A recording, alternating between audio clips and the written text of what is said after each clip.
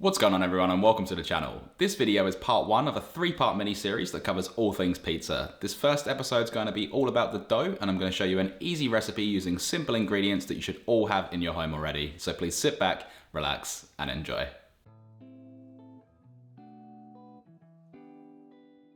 Alright guys, let's start this off by adding 2 teaspoons, 7 grams or 1 sachet of instant dry yeast into a stand mixer bowl. Add in 1 teaspoon or 5 grams of granulated sugar to feed the yeast, which will enhance its flavour, colour and crumb texture, and pour over 1 1/3 of a cup or 330 milliliters of lukewarm water with an optimum temperature of 38 degrees Celsius or 100 degrees Fahrenheit. Once that's done, use a whisk to mix those ingredients together to break up any lumps of yeast, then place a tea towel over the bowl and allow this to sit covered for 5 minutes for the yeast to wake up or start to ferment and create its carbon dioxide, which causes bread to rise.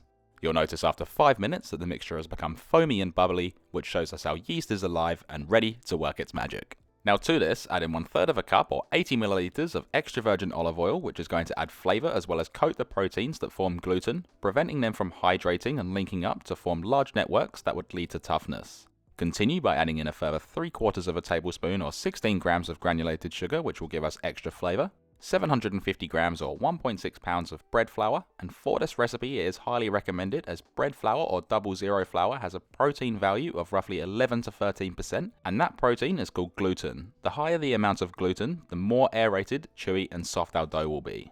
Finally, add in 1.5 teaspoons or 7.5 grams of sea salt flakes, and this isn't just for flavour, it will also tighten the gluten strands, which will then help prevent the yeast's carbon dioxide from escaping as much, therefore making our bread more aerated, soft and delicious.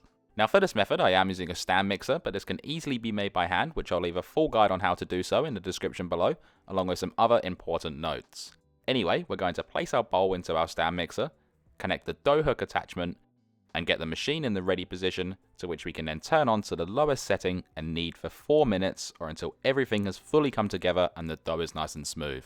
When making dough, I understand that it can be overwhelming as instructions, measurements and timings are all over the place and are completely inaccurate. Dough is one of those things that does take practice and it's good to know how each ingredient plays its part. For this recipe, the dough isn't worked or kneaded as much, and I do this to prevent overworking, which can easily be done without you even realizing, and I'm sure that we've all had or made overworked bread before. If you overwork it, the dough will feel tight and tough as the gluten molecules have been damaged, meaning that the dough won't stretch and it will only break. Unfortunately, this can't be fixed and you'll end up with a rock hard loaf. So with that being said, if you're ever unsure, only knead or mix just until everything is fully incorporated and looking smooth. Okay, so now that that's done, we can remove the dough hook and bowl from the stand mixer and remove the dough from the bowl, placing it onto our workbench. With this now, push the dough down and fold it over on itself just a few times to remove any imperfections, to which we can then slowly tuck the sides of the dough into the bottom whilst rotating to create a really smooth dough ball. Next, lightly spray or drizzle 1 teaspoon or 5 milliliters of olive oil into a large mixing bowl, and if you're using oil in liquid form, just wipe it around the bowl with some kitchen cloth. We can then gently place our dough into the bowl and wrap it up nice and tight to ensure no air can escape or enter.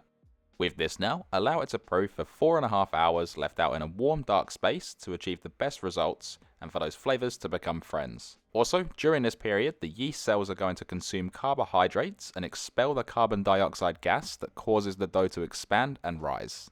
Alright, so this has now been 4.5 hours and you can see how much the dough has risen, which is exactly what we're looking for.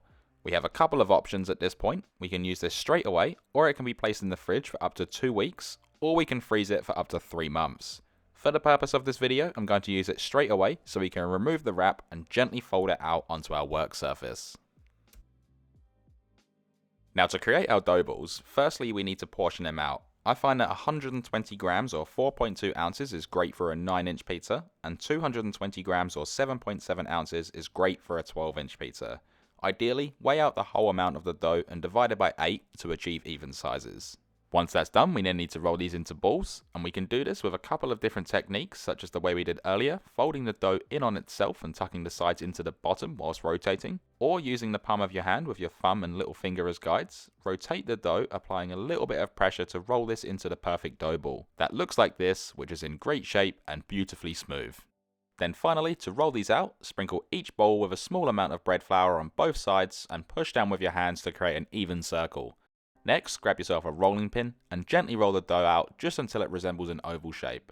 We can then flip and rotate the dough 90 degrees and do the same technique, repeating this process until you have a smooth and perfect circle base that's roughly 1 centimeter in thickness. Also, if the dough sticks to the bench or rolling pin at any stage, just sprinkle a small amount of bread flour over the affected area. Once that's done, you can then pat yourself on the back because you've just created an amazing, smooth, soft and stretchy pizza base that's now ready for your sauce and favourite toppings, which we will cover in the second episode of this 3-part mini-series.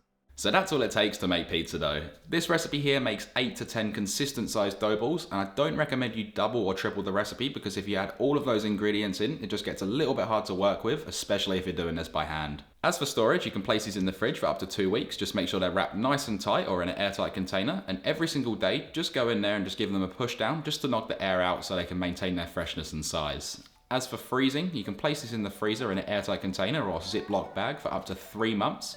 And when you're ready to get them out, just allow it to defrost, and then we can roll it out and use them straight away. There's no need to allow it to prove again or anything like that. You can literally just get them to room temperature and then use them straight away. I really hope you enjoyed this video and I was able to teach you something. If you did, be sure to smash that like button and consider subscribing along with hitting that bell notification next to it so you never miss when I upload. Thanks for watching everyone, stay safe and enjoy.